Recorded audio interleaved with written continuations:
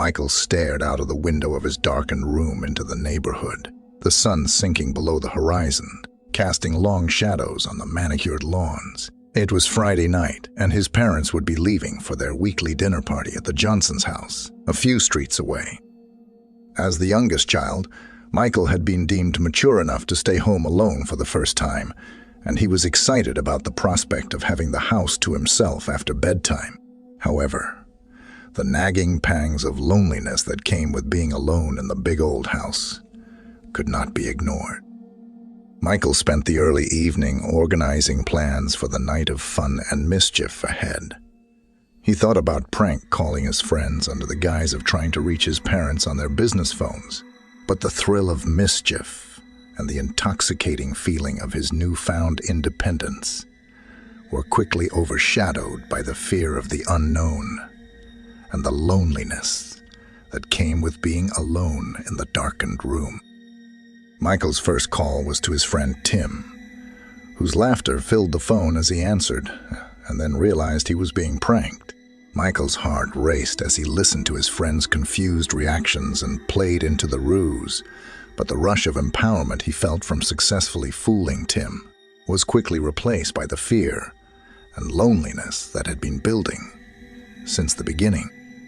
Michael's next call was to Seth, who adopted a gruff voice to pretend to be Michael's scowling father on the line. Michael could hear Seth's anger at being pranked, but he smiled as he realized the ruse had worked and that he had successfully fooled his friend once again. However, the thrill was short-lived, and Michael began to feel the first pangs of loneliness creeping in once again. Feeling alone and vulnerable, Michael called Emma Sullivan, the shy girl from his class, who he had a secret crush on. The sound of her hesitancy on the other end of the phone filled him with a mixture of fear and excitement. Michael enjoyed surprising Emma on the phone, and in that moment, he felt alive in a way he had not before. But as the night wore on, Michael's fear and loneliness grew. The silence was deafening, and every creak and groan of the old house seemed to amplify his fear. He felt like he was being watched, and the thought of someone or something breathing heavily into the receiver sent shivers down his spine. As the night drew on, Michael lay awake in his bedroom, listening to every small sound the old house made and wondering who or what was on the other end of that mysterious call. He had to find a way to escape the fear and loneliness that had taken hold of him, and he was determined to find a way out of the darkness. The night before had been restless, but the first rays of sunlight streaming through the windows lifted Michael's spirits slightly. He tried to ignore the strange phone call he had received the previous evening as he prepared for the day ahead. He would tell his parents about his successful night home alone. No incidents. That was what he planned, at least, until he put thoughts pen to paper. When he told his parents about his successful night home alone, they were impressed. They might not let him stay home on his own for the whole weekend, but they did praise him for doing a great job of holding down the fort. Michael was proud of himself. He was on his own, like never before, with no one to micromanage or judge him. But he couldn't shake that feeling that he wanted to do more, to prove to them that he was responsible enough to stay on his own for a longer stretch of time. That's when he decided to disrupt the orderly peace that had fallen over the neighborhood. He gathered a list of phone numbers, the house phones of his closest friends and his girlfriend, Emily. He was going to make a series of prank calls, but he didn't want to start with whoever he was most comfortable with. He wasn't sure if they had friends who pranked them, but he was certain that Emily was too sweet, too innocent for such games. So he started with Tim. Tim's dad answered the phone, sounding angry. "John, this is the third time you've called here today. Don't you boys have anything better to do than prank each other on a Saturday?" Michael froze. He hadn't been aware of the number of times he had called Tim's dad. but it seemed clear that he had crossed a line. Feeling apologetic, Michael hung up the phone and decided to move on to the next person on his list, Emma. But as soon as he heard her voice on the other end of the line, he hung up on her too. She had sounded frightened, and Michael felt bad. He decided to call back and tell her he was sorry, to reassure her that he wasn't serious about pranking her. But when he called again, all he heard was silence on the line. He tried calling him again, but still only silence. Michael felt a sharp twist in his stomach. It was like he had made a mistake, that he wasn't fortunate enough to know who he shouldn't have pranked. He looked at the phone and saw that he had only one left on his list. He looked over at Emily's phone. Despite himself, Michael hesitated. Was he really brave enough to call Emily? She seemed sweet, kind, innocent, but there was something else about her that he couldn't put his finger on. Was she like all innocent girls? Or was there something else, something darker lurking beneath the surface? Michael didn't know, but he knew he had to find out. He picked up the phone and dialed the last number on his list. As he waited for Emma to answer, he realized that he was risking everything. If she reacted badly to his prank, it could be the end of his friendships with Tim and Seth too, as well as his relationship with Emily. But he didn't care. He had to know that he was being brave, like he never had before. When Emma answered on the fourth ring, her voice was high-pitched, almost shrill. "Michael?" "Emma," he said, his voice low. "Listen, I'm sorry about what happened with Tim. I don't know what possessed me to prank him like that, but I was just trying to have a little fun. I just wanted to make sure you were okay, that nothing happened because of my stupidity." Emma was silent for a long moment. Michael feared that he had pushed too far, that she was going to lash out at him in anger. But when she finally spoke, her voice was soft, understanding. "I understand, Michael. I don't think it was such a stupid move, honestly. It just caught Tim off guard a bit. He's my dad's workaholic, and they both hate prank calls. So maybe he didn't see it coming."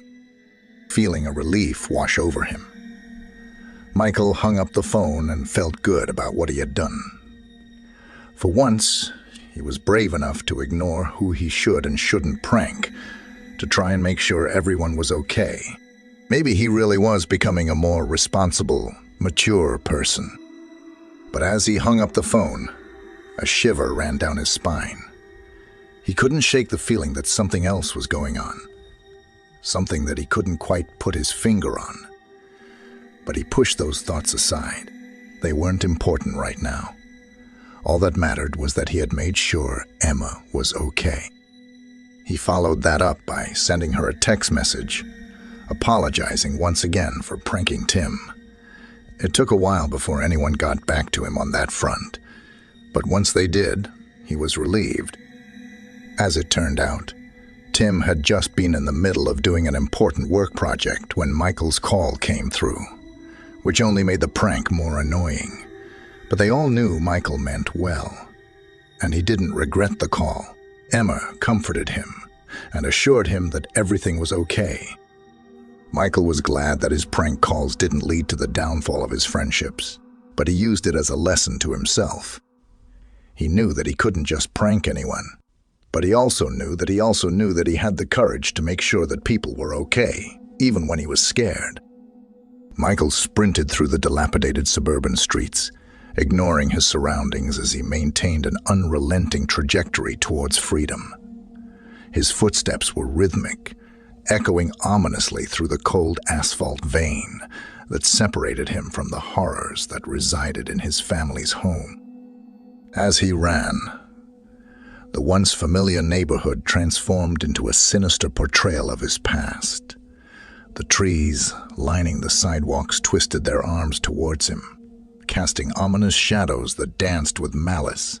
Backyard swing sets swang with sinister swaying, their metal frames rustling with a cacophony of his fears. The melodious songs of birds, once a source of comfort, now echoed with a sinister ominousness that seared into Michael's nerves. His heart pounded frantically in his chest as he anticipated the sinister whispers that had plagued him the previous night, gnawing at his sanity. But his body could not sustain such punishing speed forever. As exhaustion threatened to overwhelm him, he spotted Tim's house on the horizon, like a beacon of hope in the hellscape he had come to know. With a final burst of energy, Michael launched himself up the front walk and pounded furiously on the sturdy oak door. "Please be home, please answer," he begged silently, in thitching sweat, drenched breath. The door creaked open to reveal Tim, confusion and concern etching his features at Michael's chaotic state. "Dude, what's going on? Are you okay?" Tim asked, beckoning his hysterical friend inside and shutting the door securely behind them. As Tim listened intently to his friend's frantic account, a cacophony of emotions surged through him: relief at the sight of Michael, terror as he realized the impact of his disappearance, fear for the safety of others, and a growing sense of protectiveness that swelled in his chest. Michael, breathing in ragged gasps, desperately struggled for control of his body, desperately wanting to explain the events that had unfolded from that fateful call to his relentless flight. The strength in his limbs faltered, and as he collapsed to the floor, he managed to expel the gobbled tale between wheezing gulps of air.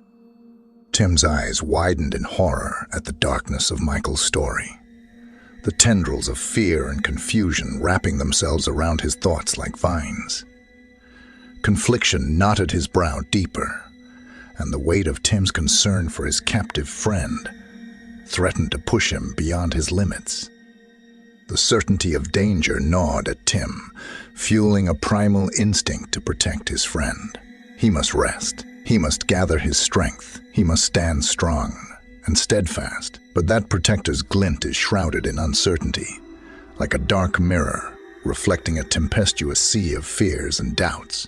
As he walked Michael to the couch, seething in anguish, the whispers in the night seemed to echo through the house, whispering tales of dread and uncertainty on the darkened horizon. Tim pulled Michael onto the gentle cushions and propped him up, the desperate pleas for safety in his alarmed chocolate brown eyes rising. He disappeared into the kitchen faster than a shadow, leaving Michael to his predicament and the night that threatened to consume him whole. As Tim crossed the room, the shadows lining the walls seemed to come alive, casting ominous silhouettes that danced with malevolence. The chains of uncertainty bound Michael to a maze of fear and confusion, his heart racing like a madman, desperately desperate for someone to save him from the night's clutches. Michael hunched over and heaved, the strangled sobs barely human, his body racked with a deep, shuddering exhaustion. His pleas for help, his cries for sanctuary, returned to the air in quiet, tattered fragments, sobs breaking through the shroud of the night like a person drowning in a cold, unforgiving sea. Stirring from his reverie, Tim returned to the living room, his face a grim mask of worry. The sun was setting, and the darkness of night was beginning to consume the world. He watched anxiously, searching for any signs of the danger he sensed was lurking just beyond the reach of his sight. With a start, Tim noticed something. Shifting shadows, seemingly flickering in the dusk. Movement hidden just beyond the range of his vision. In that moment, Michael's eyes widened in terror, his heart hammering in his chest as the shadows took on sinister forms, monstrous figures that threatened to plunge him into the abyss of darkness. Across the room, Michael's frantic fingers began to scratch the surface of the coffee table, clawing desperately at the wooden surface like a person desperately trying to free themselves from an unseen trap. His breath came in ragged gasps, his lifeblood rushing through him as he fought for survival in the face of an enemy he could not see, but could feel with every ounce of his being. Jolting from his reverie, Tim raced over to his friend, his heart pounding with the urgency of the situation. Gripping Michael's shoulders tightly, he tried to calm him down, summoning all the strength he had left to reassure his hysterical friend. But the darkness was already taking hold, threatening to consume both of them in its unforgiving embrace. As the shadows stretched out towards them, gripping the maze of fear and confusion that surrounded Michael like a suffocating blanket, Tim felt his own fear begin to rise. His protectiveness swelled, a deep, primal instinct to shield his friend from the darkness that threatened to consume them both. But even as he fought for his friend, he knew the truth. They were not alone. The whispers in the night, the sinister shadows that danced just beyond their reach, the monstrous figures that lurked in the darkness, waiting to strike. They were all part of something greater, something that threatened to tear them apart in its unholy grasp. Together, they stood on the precipice of an abyss that threatened to swallow them whole, their positions wavering like a line of cards stacked too precariously. The night was filled with an unexplained terror, a darkness that seemed to whisper in the depths of their souls, speaking of a malevolence that would not acknowledge their presence. With every passing second, the darkness grew stronger, its inky tendrils reaching out with an insatiable hunger, seeking to claim them as its own. Tim and Michael, united by their fear and desperation, clung to each other, their determination to fight for survival clawing at their hearts like a living thing. But the darkness was relentless, its sinister grasp reaching out like a cold, dark hand, threatening to snuff out their hopes, their dreams, their very will to survive. The whispers in the night grew louder, the shadows more oppressive, the monstrous figures inching closer with every passing moment. And as the darkness closed in, Tim and Michael knew that their greatest test was yet to come. They were no longer alone, and the enemy would not rest until they had claimed them. Together, they would stand against the darkness, and in doing so, they would discover what they were truly capable of surviving. For in the depths of the night, where the shadows danced with sinister intent and the whispers called relentlessly, there is a realm of unknown terror and darkness, and it is in that realm that we discover what we are made of. Will they be able to fight off the monsters lurking in the shadows, or will they succumb to the despair that threatens to consume them? As they stand on the precipice of an abyss, their hearts pounding like thunder and their breath coming in ragged gasps, Tim and Michael must find the strength to face the darkness and claim victory over it. Only then will they be able to emerge from the night and embrace the light that waits beyond. Despite his earlier promises, Tim was drowning in uncertainty about how to safely rescue himself and Michael from the precarious situation they now faced. As the first rays of dawn broke over the horizon, Joey's tired eyes revealed their frayed nerves, and exhaustion etched years into both boys' young faces. Something sinister had taken residence in the neighborhood, under the cloak of darkness, haunting the friendless boy with an unyielding brutality. Michael's terrifying recollections, shared frantically by the back door during their last moments of darkness, only sealed the grim reality. For all its deceptive innocence, the neighborhood had become a breeding ground for monsters that fed off fear and thrived in the shadows. Faced with no other alternative, Survival instincts triumphed over fear of the unknown. As Joey tugged the curtains closed, shielding their bodies from the sun's scorching rays, Tim declared their fate was sealed. "It's time to take to the open road," he said, "before the darkness closes in again." Joey nodded numbly, haunted by the thought of another night alone in the maddening twilight world they now inhabited. Urgently, they retrieved their backpacks filled with scarce supplies, including extra clothes, water bottles, and non-perishable snacks. Joey snatched a pocket knife from the kitchen drawer on their way out, a playful act of rebellion against the unseen threat that lurked beyond their home. With stolen glances over their shoulders, Joey and Tim slipped away like desperate fugitives, navigating the deserted streets as best they could. An eerie calm had descended over the once lively neighborhood, stifling the usual sounds of nature and humanity alike. Joey felt the tendrils of fear curling up his spine, an inexorable sense of loss of control gnawing at his sanity. They walked for hours under the unforgiving summer sun, the once familiar streets transformed into a gaunt landscape of decay and despair. Joey watched as the crisp lawns and cookie-cutter homes gave way to dilapidated tenements, festering wounds in the landscape brought about by rampant urban decay. Here, neglected hunting hounds roamed freely and barked hoarsely through the weed-choked alleys, their emaciated forms eerily echoing the disembodied howls that haunted their every footstep. Abandoned teens loitered lazily on porch steps. In this wasteland, devoid of hope or sanctuary, Joey felt the first stirrings of real despair.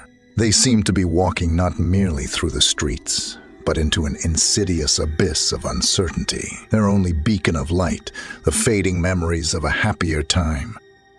Gradually, they spotted a dimly lit shop, nestled between overgrown weeds and decaying machinery. The peeling sign outside read Jim's Store, the last remnant of a once prosperous business, swallowed by the inexorable march of time. Joey and Keenan exchanged hesitant glances, sensing that the man inside might be their salvation or their doom. With a mix of fear and anticipation, they pushed through the sticky door and ventured into the gloom beyond. Inside, the air was thick with the acrid smell of tobacco smoke. Hanging heavily in the air like an executioner's noose, the feeble light from a solitary bulb cast shadows of decay and despair across the cracked walls and floors, imbuing the cavernous space with an eerie sense of foreboding. A wizened old man with sunken eyes and calloused hands studied them impassively through a cloud of smoke. His gaze lingered on their clothes, scrutinizing their every stitch and thread, as if searching for some hidden truth concealed within their fabrics. Clearly, the man held sway over their destinies, and either they gained his trust or met an untimely end. Joey gulped nervously, praying that their paltry offering of money would be sufficient to appease the enigmatic shopkeeper. "What do you want here?" The man grunted, his voice a raspy whisper that echoed off the walls and sent shivers down Joey's spine. Joey coughed up a throaty, "Sorry to bother you," hoping it would be enough to settle their nerves and sow a thread of hope between them. Unapologetically slipping onto the precarious bicycle seat behind an uneasy friend, Michael and Tim embarked on a journey into the abyss of the forest, their path illuminated only by a weakly filtering moonlight. The wedding vows, "Till death do we part," echoed in Michael's mind as he tried to keep up with Tim's pedaling rhythm, a sense of unease gnawing at his insides. Tim guided the way through the eerily silent forest. The pair crouched like spies and hunters, scanning the shadows for any hint of disturbance. Michael gripped Tim's shoulder unsteadily, his heart pounding in his chest. Despite their initial fear, Tim found comfort in Michael's grasp, and he whispered reassuringly, "This isn't real. It can't be." But their tranquility was shattered when they stumbled upon a fearsome clearing, a twisted testament to whatever horrors lay hidden in the forest, a grisly scene of bloody dismemberment and recent activity played out before them, evoking yelps of disgust from the unseen animals lurking in the undergrowth. Tim dismounted the bike, white-knuckled and breathless, as he stared at the pockmarked earth. A metallic tang saturated the air, and Michael's stomach sank lower with each passing moment. But what confirmed their suspicions was the undeniable sight of an empty bullet casing nestled in the softer dirt, its spiral asserting its grim and inescapable presence. With the wind whistling through the trees and the sound of rushing water echoing in the distance, the two boys pedaled frantically, their pulse quickening with every passing second. The darkness seemed to swallow the light behind them, and Michael's heart raced within his chest. As the night wore on, weariness threatened to overpower them, but they managed to push beyond their limits, powered by a grim determination. Hours turned into an eternity, the moon waxing and waning in a cruel parody of hope. Their journey back was a bleak interlude to their dark tale, their tired eyes scanning every step and shadow they passed. Finally, the first light of dawn began to filter through the trees, jolting them back to reality. As the sun rose, they pulled over to the side, panting and gasping for breath. The once fighting Tim and Michael now shared a daring and evocative connection, their fear and physical intimacy merging into a unified front. "We need to go," Tim whispered, his voice barely above a whisper. "We need to tell someone." With the promise of hope on the horizon and the monstrous forces of the darkness hunting them down, they wheeled the bike into a small clearing where a gravel road awaited them. What they found there would change not only their lives, but also the world forever. Desperate and slipping, Tim and Michael stumbled out of the sheriff's station onto the barren landscape of the car park. As their ghostly figures emerged from the tree line, the sudden appearance of shaken men sent shockwaves through a burly cop who rushed to greet them, his eyes intact as he took in their disheveled appearances. "Boys, what the hell happened to you two? Where have you been?" He clung to them protectively, eliciting a torrent of halting words tumbling from Michael's cracked lips. Between heavy breathing and choking gulps, he recounted the nightmare that unfolded, each unspeakable horrors, building tension until the officer's face had ashen, and his eyes had darted back to the guilt-ridden trees. With a curt nod, he led the boys to the rickety station and commanded his colleagues to shift, his voice trembling with emotion. Within minutes, an emergency car roared up bearing taut, faced medics who lunged at Tim and Michael, checking their vitals and hydration levels without hesitation. "You two, sit tight now. We're gonna find you some answers," he growled as he retreated, leaving the trembling boys concise and bleeding inside. Michael fell onto the bench, his flesh shrinking as relief flooded him with each passing moment. His pulse quickened, and his breath exploded with relief as the adrenaline finally subsided, leaving his limbs with a fear still encroaching twilight. Tim gripped his hand, his eyes locked onto him with an intensity that mirrored the shock of his ordeal. The door burst open, and Michael's mother rushed to him, her body shaking with sobs as she clasped him tight and showed no restraint in expressing her worry. His father rushed to stand protectively behind his wife, his once calm face a battle between anger and fear. "Oh my God, what happened to you?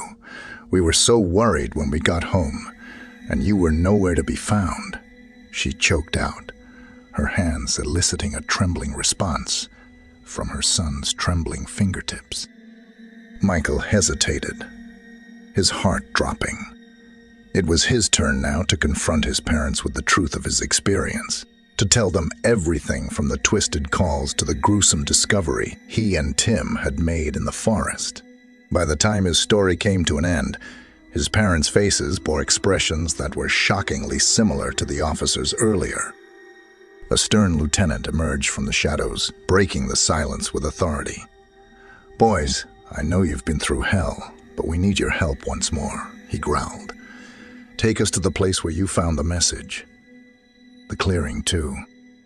With steely resolve, Michael nodded and led his father and the officers to the large map adorning the wall.